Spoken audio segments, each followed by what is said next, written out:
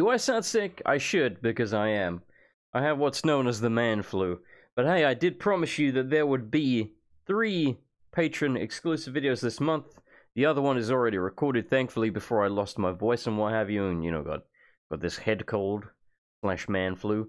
Hopefully you can understand me, and hopefully I don't sound too terrible to listen to. But hey, if you want to skip this video because I sound dreadful, I don't blame you.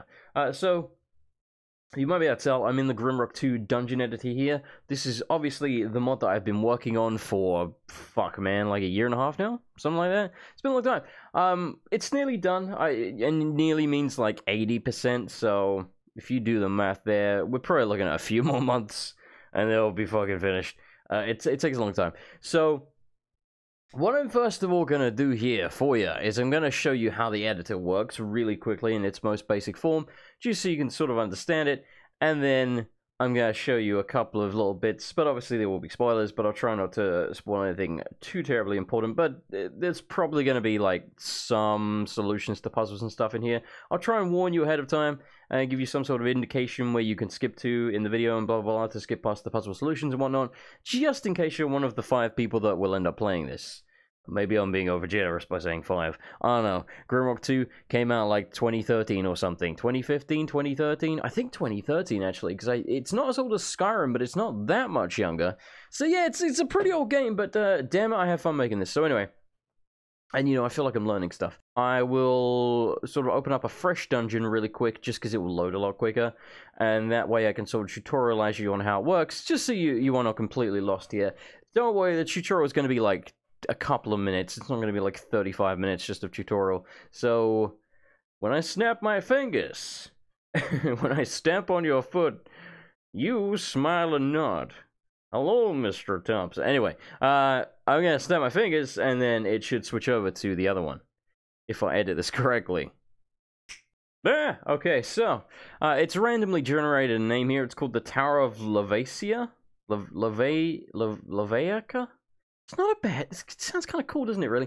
So, here's the way it works. And by the way, if I cough in the video, I will do my damnedest to edit it out, but it's not going to be the easiest thing in the world. Oh, I'll hit the mute button or what have you, but just bear with me, man. Like, I'm sick. What do you want from me? So, you can see here, this is sort of like a bird's eye view. The little blue arrow, this is our character. We can rotate him around, which way he's going to face and what have you. And this thing here is a torch. So, if we click the play button up here... Oh, that's modded stuff. Don't worry about that. It puts us in. This is how we test it. We have a couple of sort of hotkeys here, which allow you to essentially cheat to make it easier. So you've got H for heal, you've got Z for open doors. This is not a door, so it's not going to work. And you've got, if you press K, it will automatically kill the enemy directly in front of you. So that's how that works. Now, just in case you're unfamiliar with Grimrock and how it works, it's a tile-based dungeon crawler. So you'll see I can move 1 square at a time, but it's pretty swish, you know, like as long as you... You know, like, it's not, like, super drudgery. Like, if you play an actual old-school dungeon crawler, it's sort of like... Do-dum. Do-dum. Do-dum. Do-dum. Like, it's really slow-paced. So I think they did a really good job with this. Oh, that's dark. I think they did a really good job with this, making it sort of modern. Anyway, so that's how that works. Now, if you want to build the dungeon, you have to go to this little thingy here, and this is how we build stuff, and we have, like, these options and what have you. So, for example, we could turn this into a forest. So the way we would do that is we would... Control left click, so this is now forest ground, and then we'll surround us with a forest hedge, so control right click, because I put it on the right click button. You can have those whichever way around you want, so you can have one left click, one on right click, so that's left click, and this is right click. You see what I'm saying? So, that's the way that works. I'm going to clear my throat, give me 1 sec. Fantastic. I didn't know that was a hotkey. Apparently the mute button, well, that is fascinating.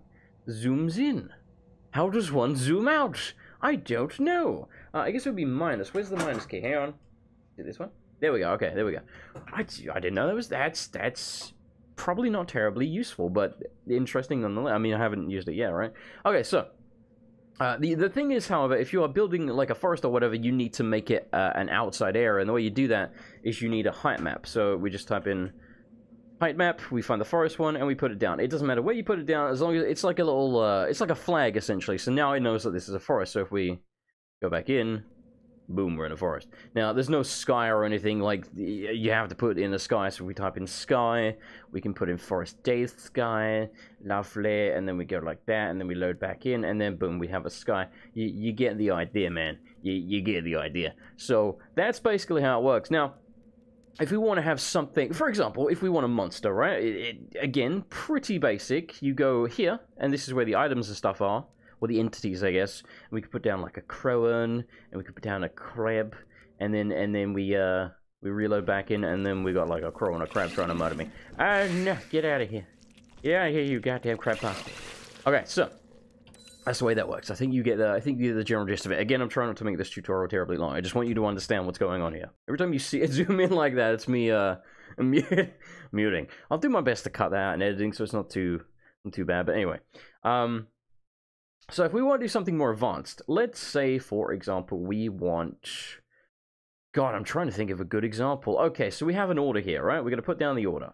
And then we're going to put an item on the order. So we go to the surface, we go to items, and then we're going to put on, I don't know, like some kind of key. We're going to put a gold key on the order. So if we load back in, the order now has a gold key on it. Lovely.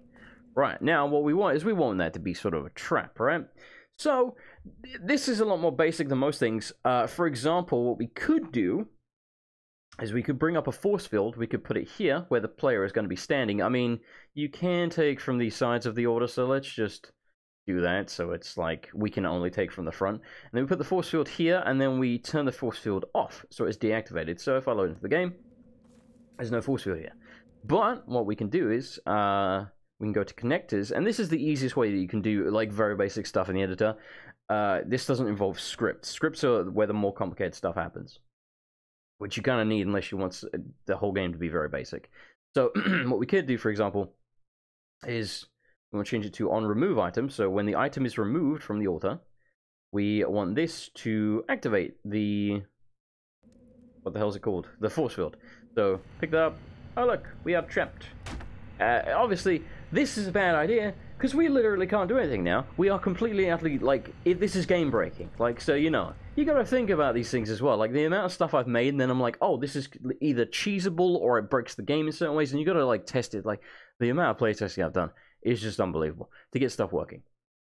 So, what you can do is, like I said, you can make scripts. Now, what you can do with that is we have to go to script entity, and this is where you write down the scripts. Now, it uses Lua.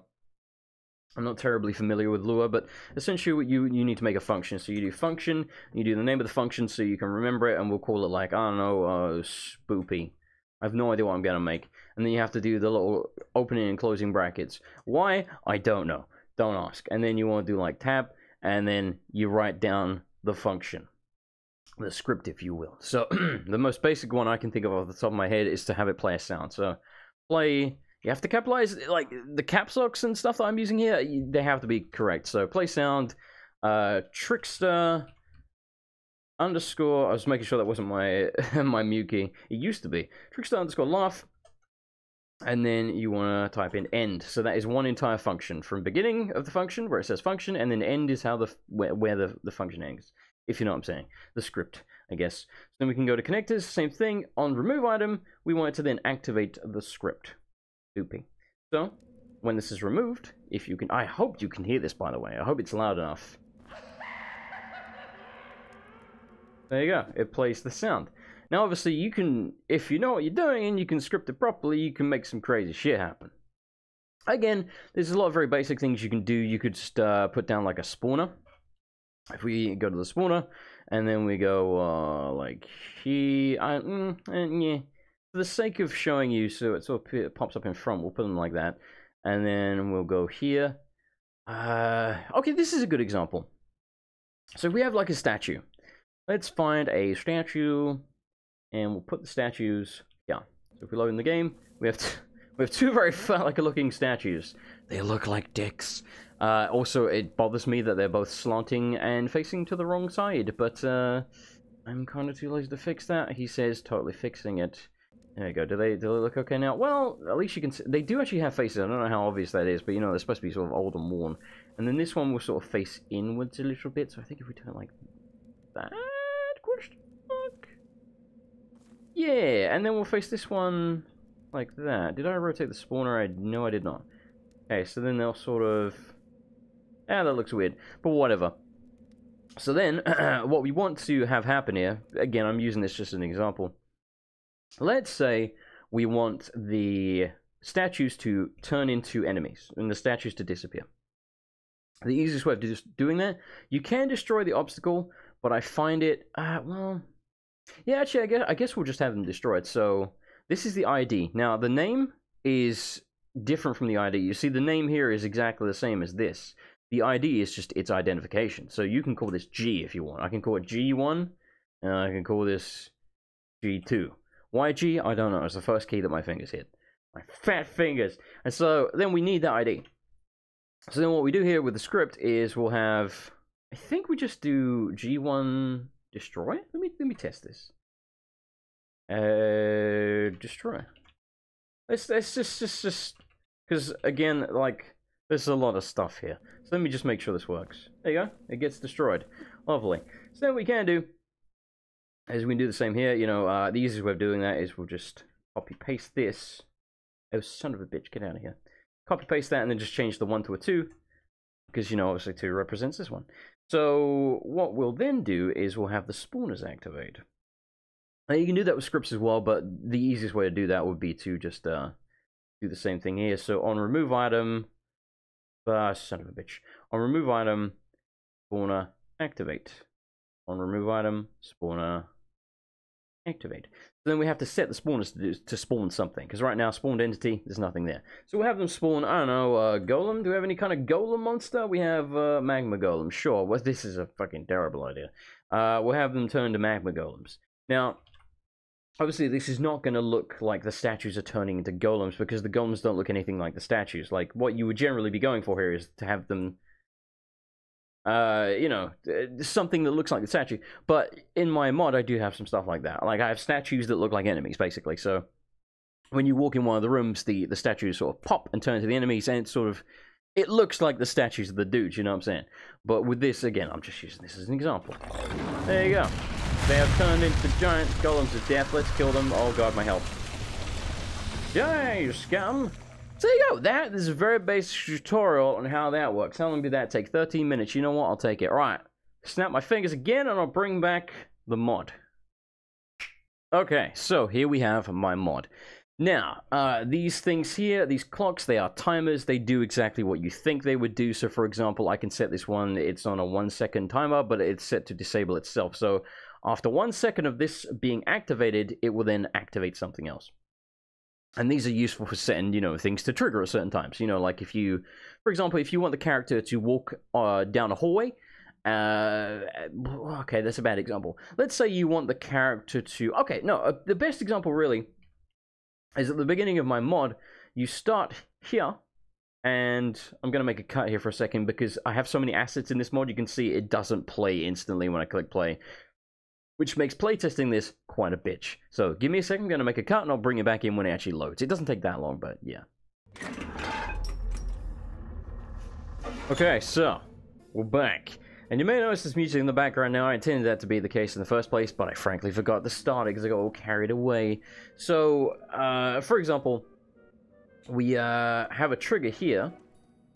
Well, actually, very specifically this spot here. So the player will have to walk up to this guy at the gate. You know, if you walk around the cell for long enough and you see a dude standing there, you're going to walk over to him, right? Like, it makes sense. So when you eventually do that,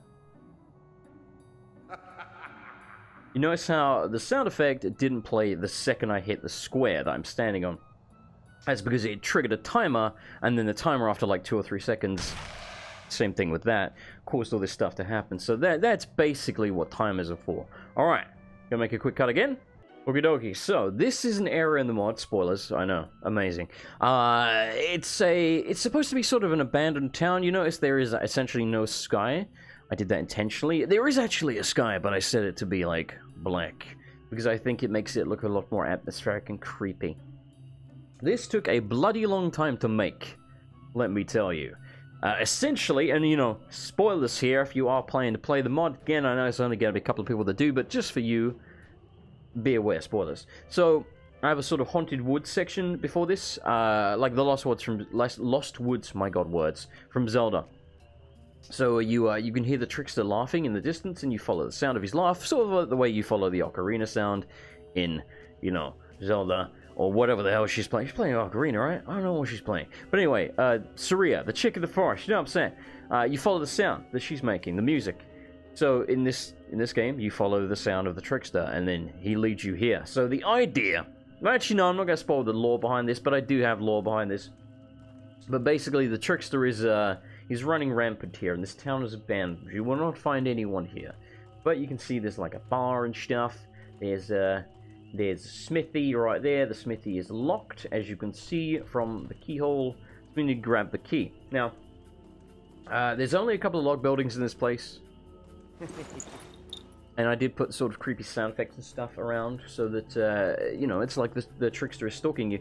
The thing with the trickster is, in the regular game, he looks like a leprechaun, by the way. Like, straight up just an evil leprechaun. Which is why I think he's great for, like, a creepy, you know, enemy.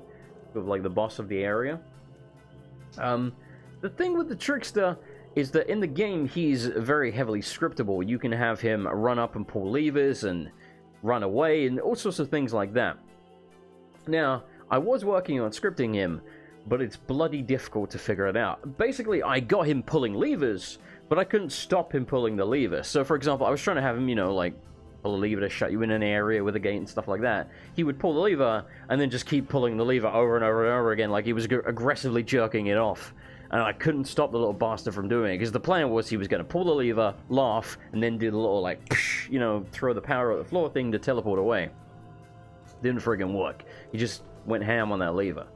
So I've made concessions for that. That's probably not the word I'm looking for.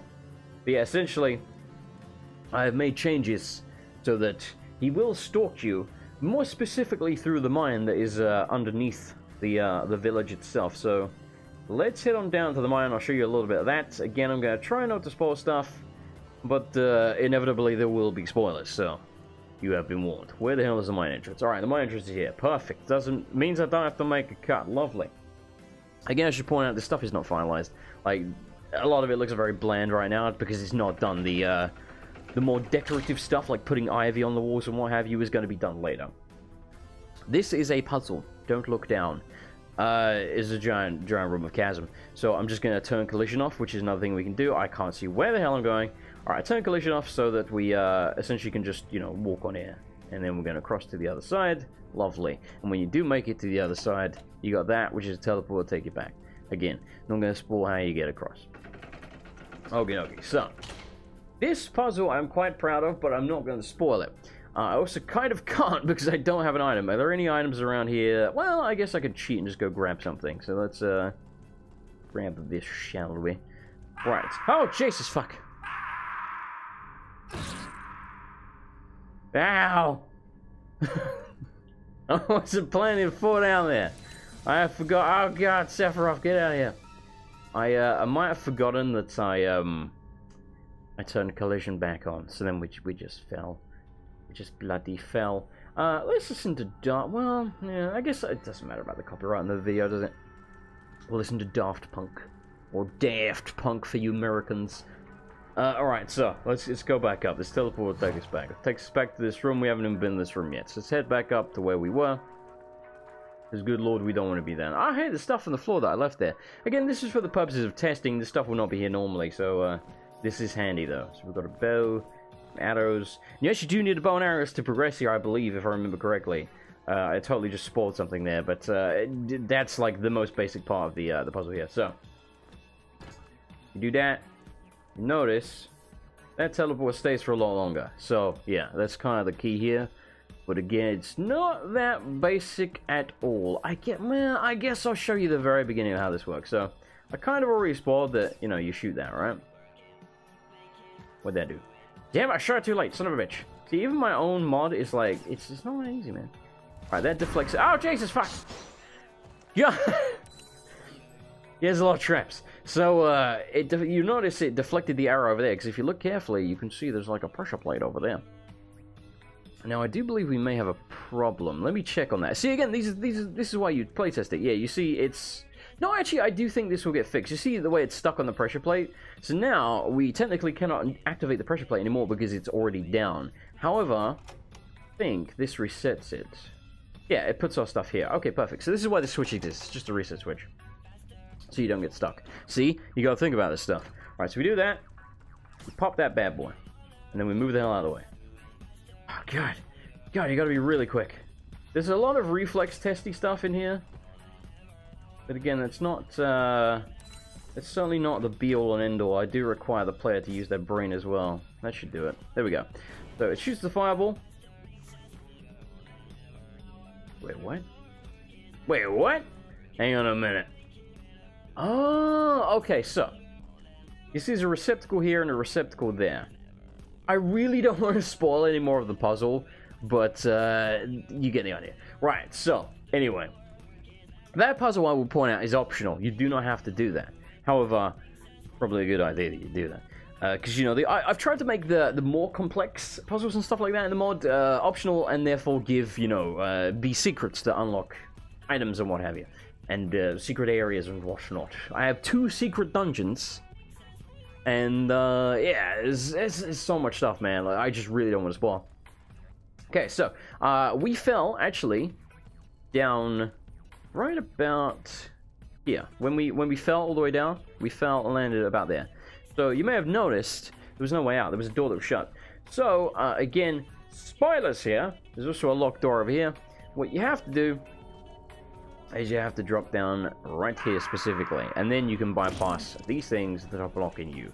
These may be changed, but I don't know, I mean, they're functional. Again, not the most pleasant things to look at. It's a little bit basic right now, but again, the decorative stuff will be sort of the last thing, and this is a very rough layout for the dungeon right now. It's not complete at all. This is the area I'm currently working on, which is why it's so bare bones. And this is one of the last 3 dungeons I have to work on. The town that you saw a little bit of, that was the final external overworld area that I have to work on. So the overworld is done now. Again, like, I've got to fine-tune it a little bit here and there, but for the most part it's done. It's like 90% complete. You know, I've just sort of got to go over existing areas and maybe make some stuff, you know, balancing stuff, putting down enemies, removing certain enemies, changing certain enemies, changing where items are, adding more items, adding more food, adding less food, you know, just balance sort of things. But apart from that, the overworld is done.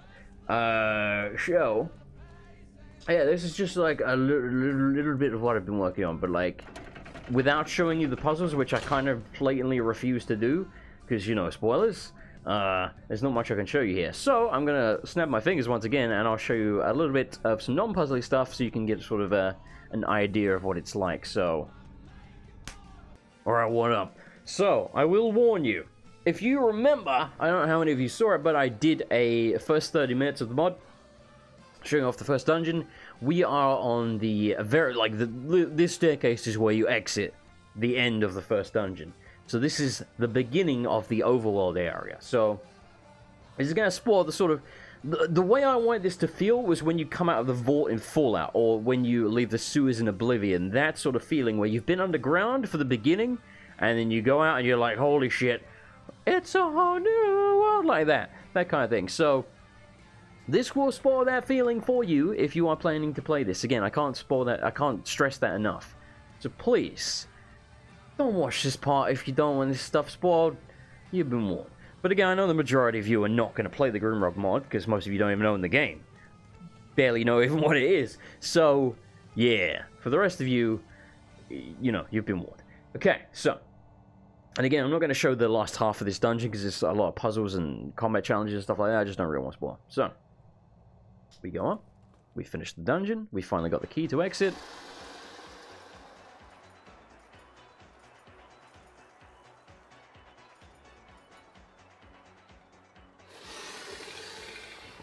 So this is in the original Grimrock. Obviously, I didn't fucking create a dragon and the fly animations for it and everything myself. I'm not that kind of mod, alright?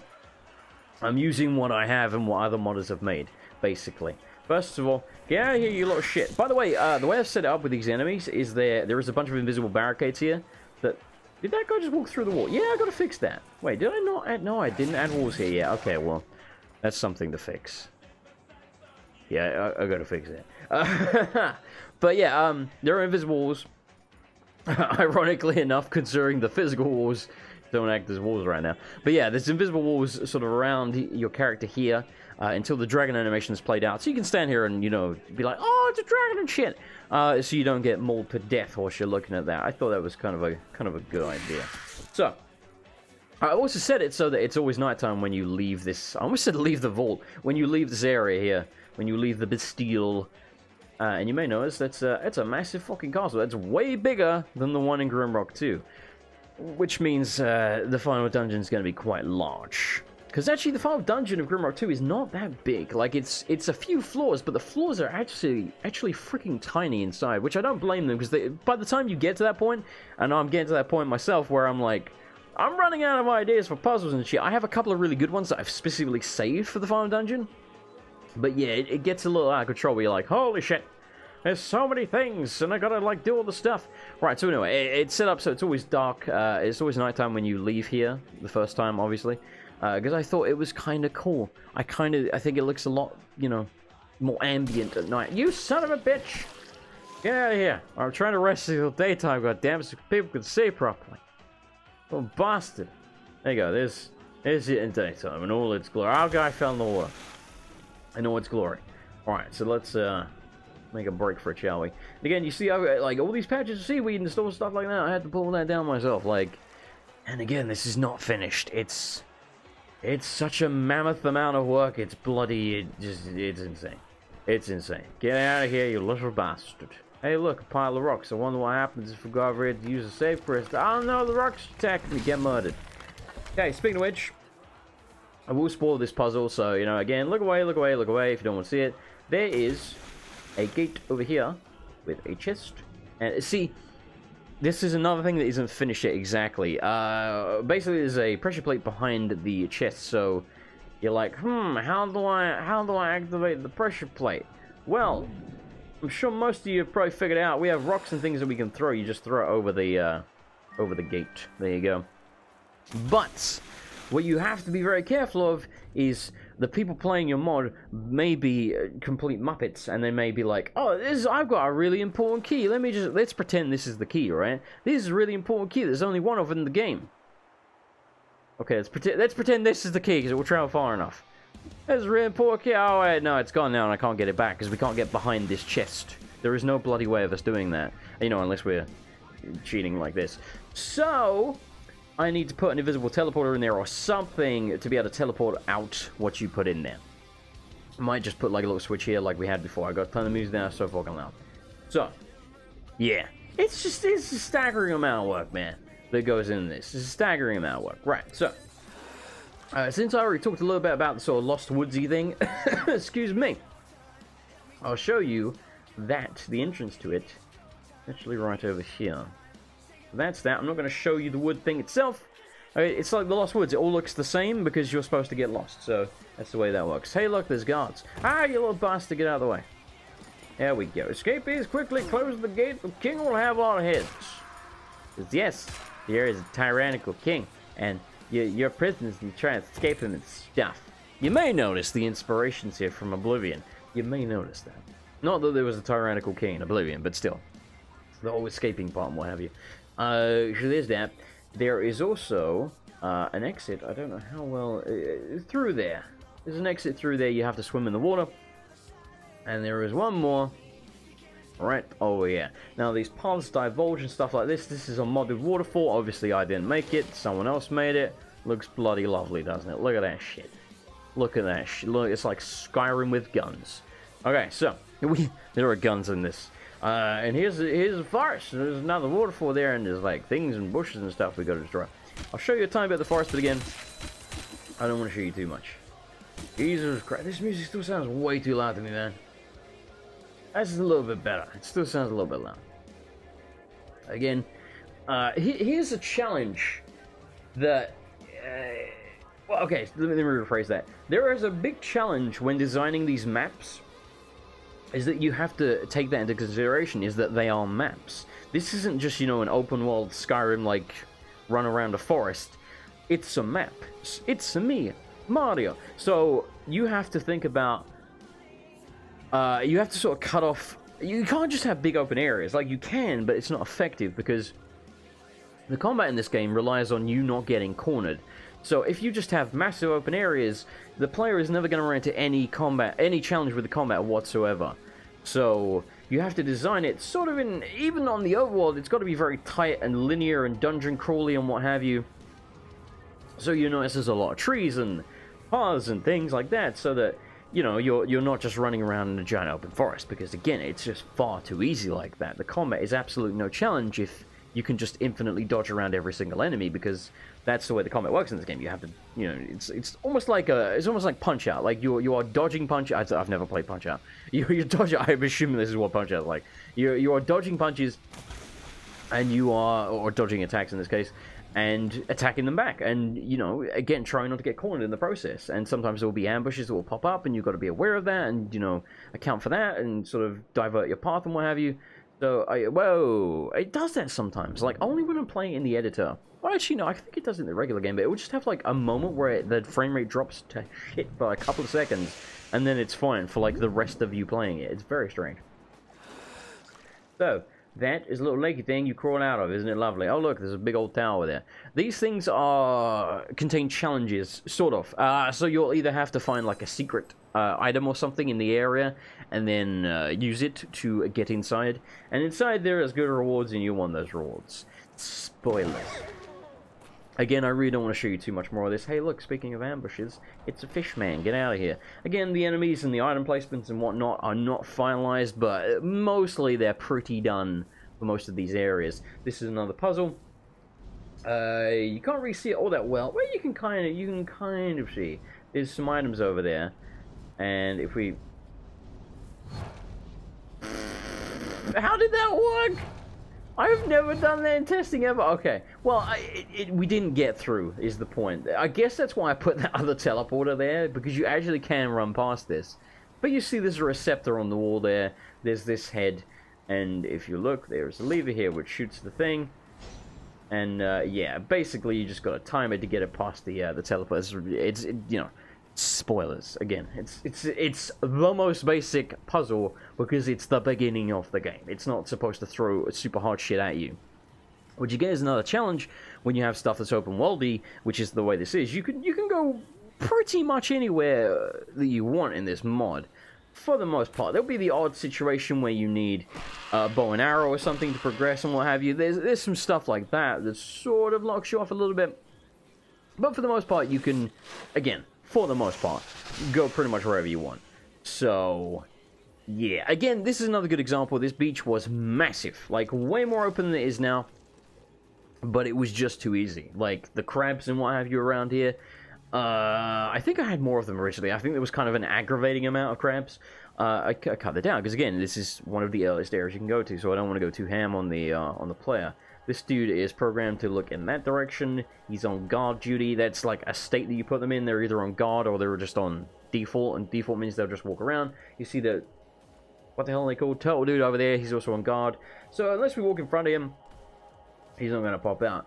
But again, if you are not paying attention, and you walk up here and you're like, oh, hello, how's it going? And then you're like, oh, God, oh, shit, and now I've got like 2 of them on me. So again... things are set up very specifically, but yes, I'm quite proud of this. I love the way the beach looks. I think I've done a bloody good job with the beach. But again, I had to put a lot of rocks and clutter and rubble and things around here. Oh god, you scared the life out of me. So that you can, you know, so this wall here with the, this in front of me, this looks a little weird. Like, especially, you see, right over here, it's like raised up. Again, these are things that I'll be tweaking before it's released publicly. Do I still have collision off? No, I don't. Okay, it just... yeah, it's a little jank, but there's not much I can do about it. It's just not how the game works. Like, I mean, I could put an invisible wall, like, right here. But, I don't know. I feel like you should be able to stay in this space. Like, it kind of obfuscates your view at certain angles. And again, details. And then, obviously, we can live around here. And then... I'll show you one last thing, and this is not finalized either, but again, this is kind of spoilerific as well. Alright, there's our shortcut. I made a sanctuary hub over here, literally the sanctuary. It's called Sanctuary. I thought it was quite appropriate, and it plays the Grimrock 2 theme from the opening like title screen when you go inside. So I get, you know, I'll pause the music so you can hear that. It's a little loud, is the thing.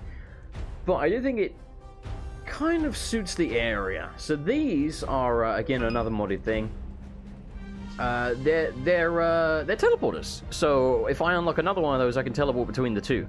So it's quick travel, which I'm not opposed to quick travel. I try not to put too many of them down, but just to avoid you constantly having to backtrack through areas. And, you know, I don't see the point in I don't see the point in backtracking in games for the most part, so I've tried to avoid that.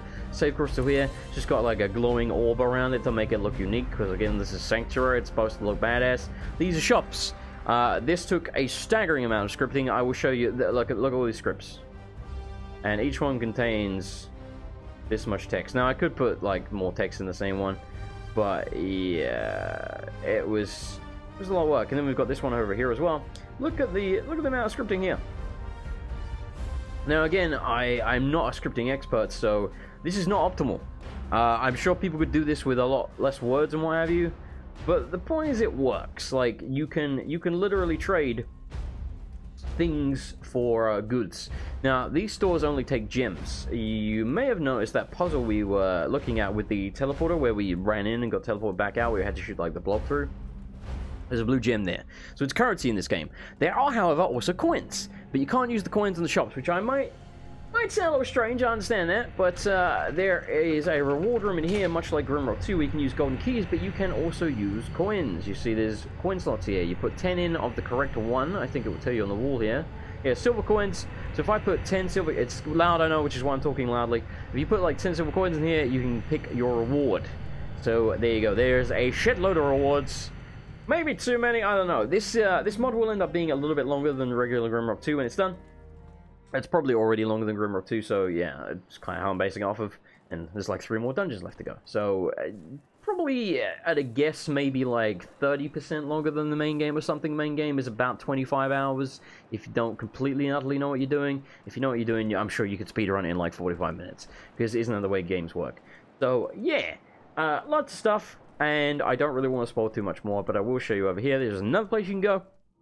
Again, there's a lot of places open to you right now. And this is obviously, well, I don't know if it's obvious, but it's a graveyard. And this is a puzzle relating to these pressure plates and the blobs. And the goal is to get, just like every friggin' blob puzzle, is to get the white blobs in the receptacles here. And, yeah. Again, it doesn't really take a genius to figure out that it's to do with the teleporters. You got to sort of redirect them with the teleporters. But you got to figure out the combination, then sort of do it quickly enough. And it's about reflexes and memory. So you've got to, like, dash between the teleporters in the right, you know, places and times and blah, blah, blah. Again, I don't want to spoil the solution and what have you, of course. So, that's going to do it for today's video. We've been going 45 minutes, and I'm losing my voice even more so than before. And I feel like shit. But hopefully this was entertaining. Again, I apologize about the voice, but I did want to make another video this month. So this is what you got.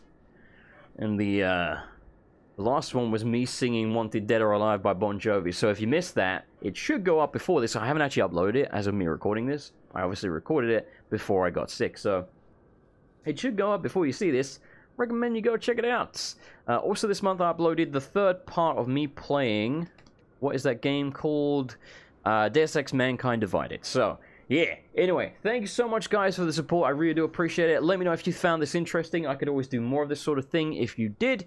But if you don't want to see more of this stuff, let me know, and I'll never show you any more Grimrock stuff again until the mod's complete, and then I'll do, like, a trailer for it, and then that'll be the last you hear of it. But yeah, let me know. Just let me know. Let me know what you guys want to see. Obviously, this is for you, so your feedback is very key. If you don't want to see something, feel free to tell me. I'm not going to get offended. Alright, so thank you very much to Miss Justice 83, Dr. Papa Penguin, Rohan Donnie, Billy 9, Shadow Sephiroth 666, Jeremy Burris, Philip Rep, Luna Parker, Vincent Clark, George, Blackwell, Ignorant Waffle, Black Wolf 8994, Hitbox, and Pedro Marcus. Thank you everyone for the support. I really do appreciate it. I am gonna go crash now because I feel like ass. Thank you everyone. I'll see you later. Good night everybody, and goodbye.